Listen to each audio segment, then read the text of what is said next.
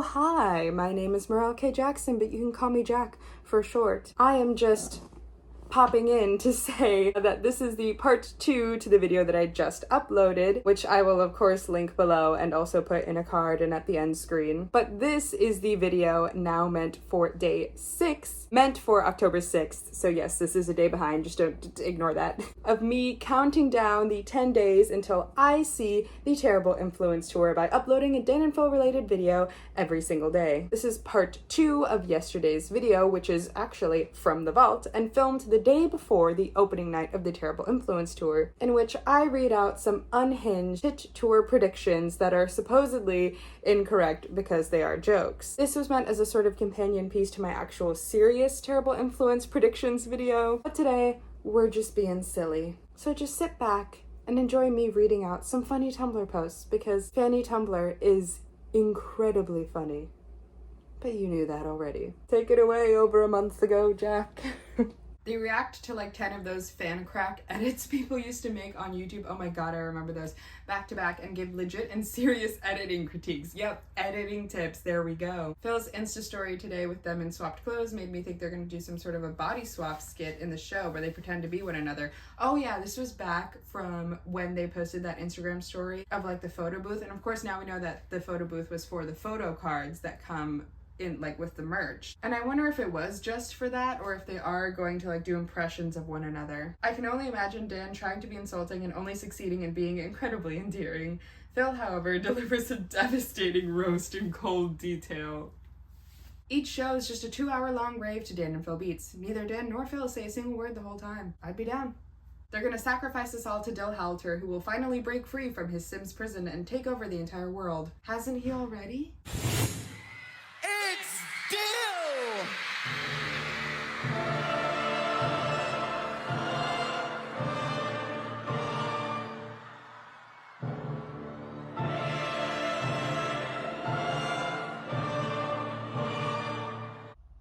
They hard launch during the LA show. Let me set the scene. Okay. The show starts with Anthony standing on the stage facing the audience.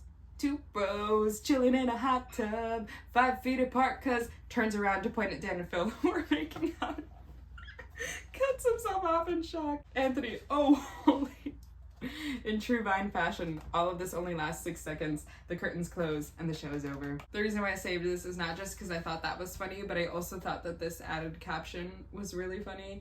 Imagine they initially tell him it's going to be a full-length show, so he's just stood outside the curtains, unsure what to do with 5,000 freaking out fannies for company. I mean, Anthony's probably going to go to the LA show. He's probably going to go to one of the shows. I mean, they're good friends. Could you imagine sitting next to Anthony Padilla at Dan and Phil's Terrible Influence Tour? I'm sad I'm not going to LA, even though I'm from California, but I'm Bay Area, so I'm going to Oakland and San Diego. If you're going to those, I'll see you there. But I'm not going to the LA one. I do think Anthony will be there though. It's just a giant NordVPN advertisement. I mean, what's all the blue for, right? I like this one because it says that Father Philip sacrificed his sister Daniel in the end. And Satan is us. Okay, this one is more pre-show playlist predictions, and unfortunately, I think this is completely right. Oh, this one's just funny. We were talking about how they included Zomji. I never knew how you're supposed to pronounce that. Zomji? What does the Z stand for? Red pandas in the tour trailer, and the implications of that, because that's where the first Drawful Naked was. I'm really scared they're saying that Drawful Naked was that important to their history. Not that it wasn't, but like just the thought that we're going to be confronted by that live is daunting. Drawful Naked live. Is Dan the artist? Not the uncensored edition, no. Also loving the fact that the fear of God is the same as the fear of Phil. Yep. Yes to the internet is here reprise. They've been reacting to fan Twitter instead of Tumblr because they're waiting to make their tour set an 1.5-hour long roast, just scrolling through fan Tumblr tags. I hope so. No stage set, no music, just 2 chairs, a screencast of their laptop, and an 1.5 hours of roast. Bonus points if they make a drinking game out of it. Bold of you to assume they don't already snoop in their free time. I think they do. They do a slideshow of all of Phil's medical mishaps over the years, complete with graphic pictures of each injury. Oh. They rate them on a scale of 1 cheese to 10, almost met God. He's a chill guy. They cosplay as each other on stage, and Dan pretends to faint but actually collapses and smacks his. This is similar to the other one, and smacks his head on something, and everyone thinks he's just getting really into the Phil role. Phil hijacks the whole show and kind of just leaves Dan there, and the audience is still convinced Dan is going full method. Dan wakes up. Why didn't you catch me? We still think he's just acting as Phil. Phil spends the entire show performing magic tricks. When he requests for an assistant from the audience, Dan goes up with a wig and a tiny skirt. They do not ever acknowledge that it is actually Dan. And he's obviously in on it. Phil asks him, "Can you confirm that we have not met before this show and that I have not given you prior information on what we're about to do?" That was not supposed to be a Phil impression, by the way. I was just reading. And not Dan will say, "Oh, absolutely." And what we assume is a femme voice, but he really hasn't put any effort into training it. The act ends up failing, but Dan glares at us until we cheer. They finally play It Takes Two. They come on stage. Big entrance. Projector screen slowly comes down, school auditorium style. Dan, you want It Takes Two, huh? Huh? Cheers. They sit on lawn chairs, drinking heavily while It Takes Two plays on the projector screen for 3 hours. When it ends, they wave and exit. More cheers. The prophecy has been fulfilled. I think you could have done 2 more PHs there on fulfilled. Oh, here's another Anthony one. One of the special guests at the LA show is Anthony Padilla, and Dan gives him a lap dance dressed as Sister Daniel. I think he would. He would. They would both, like... I mean, Dan did announce on stage that he had a gay crush on Anthony while Anthony was in the audience. This man has no shame. Or I think that just means that they're good enough friends that he can joke about that. But anyway, yeah, I think this is possible. They bring back the giant Dill head. Yes. Of course they will. Dill has to make an appearance in some way, at the very least on the screens. He's too important. They pick 10 random members from the audience and just fully dox them, taking back what the internet took from them. Privacy. They're gonna shine the spotlight on a random audience member and expose them for writing bad RPF in 2017. The RPF isn't the issue, it's the fact that it's bad quality. Now see, I do think that that's what they would be offended by. Truly, that's what I think they would be offended by, if it was bad. Audience participation game show where they spin a wheel of wild fan theories about their private lives. It does seem like they're going to do this with the like true thing that popped up in today's teaser and make you guess if it's true or false, and if you get it wrong they press a button and drop you into a pool of sharks, Bond villain style. Yeah, truly the only issue is the transport of the sharks. But don't you know, all theaters come equipped with shark tanks. That's actually what Shark Tank was originally supposed to be, and the one theater that they planned to film in for the first episode didn't have it, even though they're all supposed to, and so they had to make something up on the fly. And that's why the show is the way it is today. They just don't show up because Phil needed to go to the hospital again. He literally cracked a rib, you guys. Why is he so accident prone? The whole show is just a pin-off viewing party and then Kahoot about their lives. First place winner gets a signed photo card. We all go out and drink heavily afterwards. I mean, that sounds like a fun night. We should just do that ourselves. You know how they have like themed nights at clubs for musical artists and bands and things like that? We should just do this. We should just do this. I would like some IRL Fanny friends. That would be fun. Phil runs a PowerPoint night while Dan eats fries and dips in the corner. He never seems to run out of fries. I like to believe Phil's running it like a lecture hall, using one of the PowerPoints of fan history made by someone else, poking holes in the inaccuracies and saying things like, "Anyone know what day I got my offer from the BBC? Anyone? Anyone? Wrong!" A complete reenactment of Good Omens Season 2, and they do every scene in detail except the kiss, where they instead shake hands. It's objectively bad, but the budget is crazy high. This one is so funny to me. Dance theater kid energy plus Phil's terrible acting is the ultimate dynamic. It really is. It actually really works in a strange way. Bonus points if they do it completely from memory and have only seen it like once. I don't think they've seen it at all. The only reason why they keep bringing up Good Omens is because we keep talking about it. I'm fully convinced that they do not give a single... I can't swear. They don't care. They get on stage and then they blow up the end. Come on with a bang, I guess. Can someone make an edit of this? Once we have a recording of the show, can someone make an edit of this? And it's like that one clip everyone uses of things blowing up. Please. Every show is just an hour-and-a-half live mukbang. Dan does not allow entry unless you bring at least 3 different types of dip. I would bring you Bippy in a second. At the end of the show, he and Phil start doing shots, but with the leftover dips instead of alcohol. BYOD! We don't get to eat the dips, I don't think. This one's just talking about how Phil could have broken a rib. I would like to think that they're actually fighting. The The whole tour is actually just them fighting to the death each show. They bring a lesbian witch phannie on stage every night to revive the loser. See, one of us has got to perform necromancy. Those last few tags were for me, by the way. The healing part of the tour is not about the past of this fandom. They better be healing us from the psychological damage they've been inflicting on us for the past couple of months. I feel like they have to at this point. We deserve financial compensation, but we will accept it in the form of them just doing all of the things that we want. Phil walks into stage with silicone boobs and wearing a wedding dress. Dan walks down the aisle and throws a bouquet of feels in the air. Whoever catches one gets called to the stage, and Dan and Phil read out Phannie moments out as their vows. I don't think I fully understood that sentence. Dill is the officiator. He pronounces them fan. They do not kiss, but switch on the TV and start watching every Dan and Phil video simultaneously. Everyone remains silent. This one is just a poll on if people think Tit will either start with a musical number, have one in the middle, could be an act one closer, end with a musical number, or have more than one musical number. I like how it's not an option that there isn't one.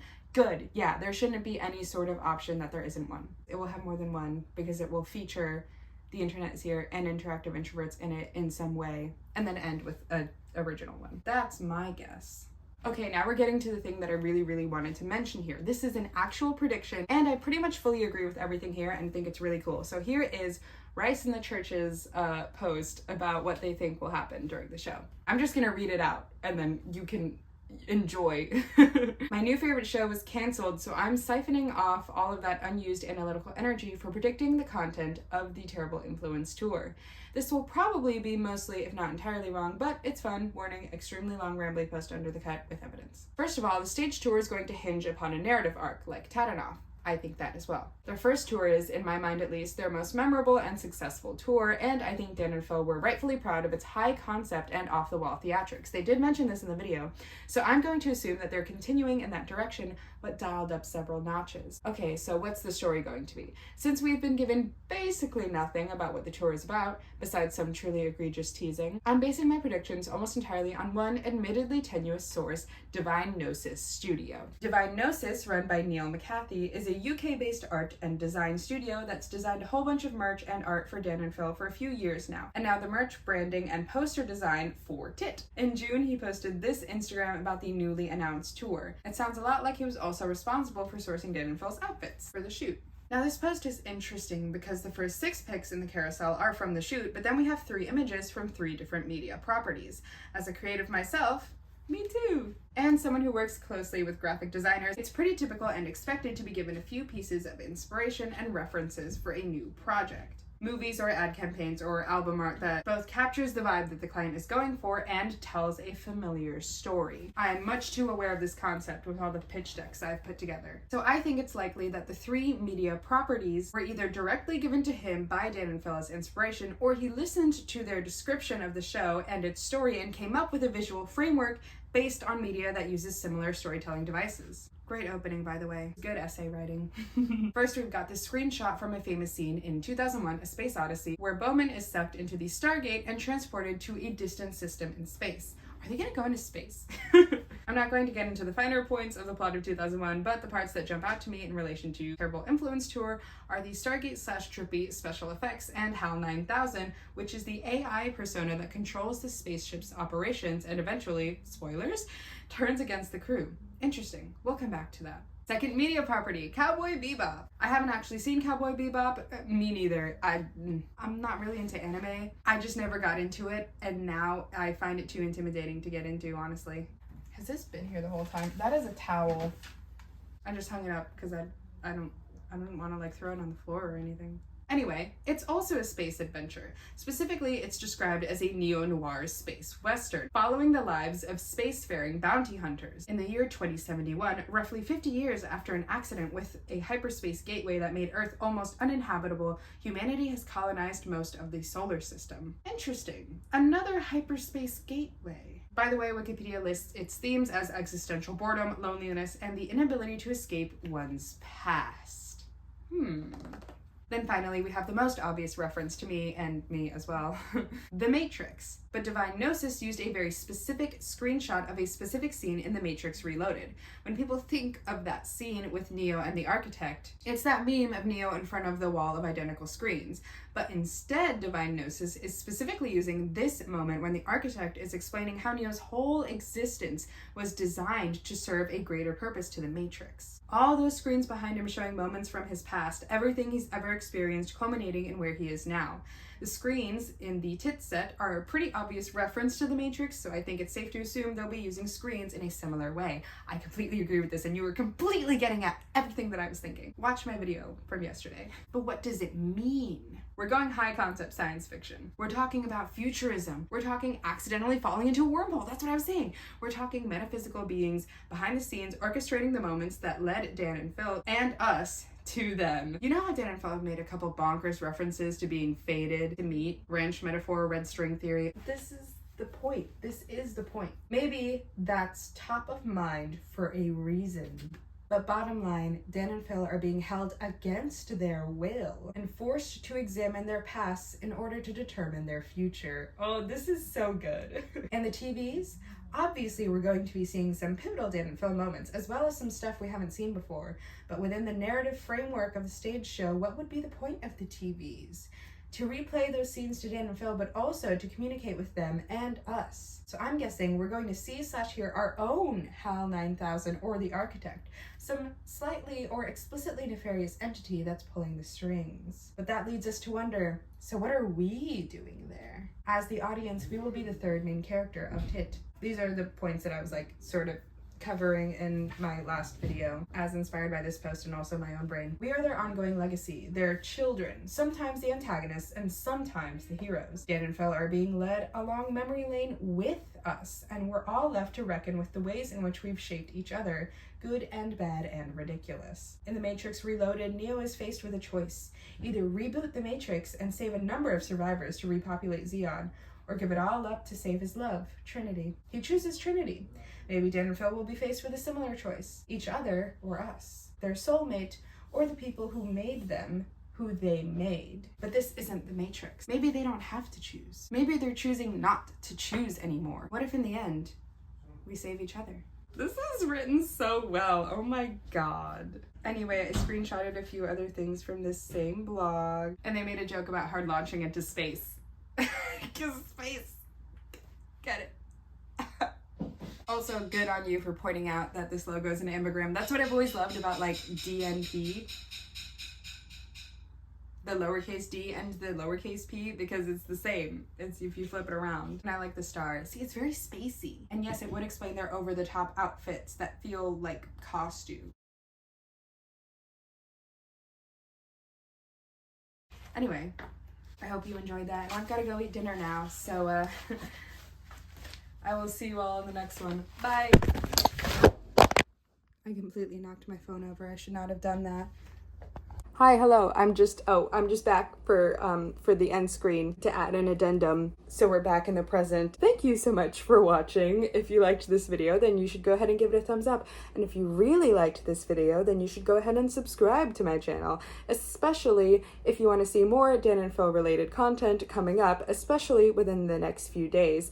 And if you just like teenage nostalgia type content in general, I will definitely also be making that. You should watch all of my other Dan and Phil related videos and stick around to see me count down until I go to see Terrible Influence, because I'm so excited. Anyway, that is all. Thank you so much for watching, and I will see you tomorrow. Bye!